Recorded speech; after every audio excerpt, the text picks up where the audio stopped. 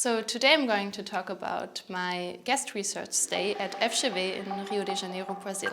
In my PhD research, I look at knowledge production processes in marine carbon observations. So basically I ask, how do we know what we know? Which factors influence knowledge production processes? For example, social interactions between scientists or between scientists and the technology they use. But I'm also interested into how spaces influence how we do research. For example, what changes if we are on a research vessel, in a laboratory or in an office. The European Union funded Projekt PRODIGEES enabled scientists to work on digitalization and sustainability. With PRODIGEES, I was able to extend my research stay in Rio de Janeiro.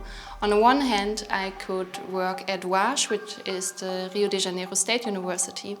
I accompanied natural scientists in their daily working routines in the laboratory.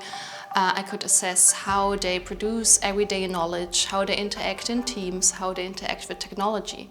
And on the other hand, I worked at FGV, which is the research partner of IDOS in the PRODIGEES project. There I was able to conduct further interviews to learn more about the Brazilian science system and its complexities.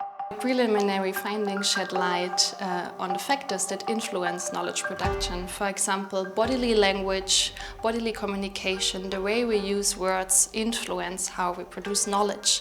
For example, in the laboratory, how we interact with technology. These emotions and experiences have an effect on the knowledge produced in the end.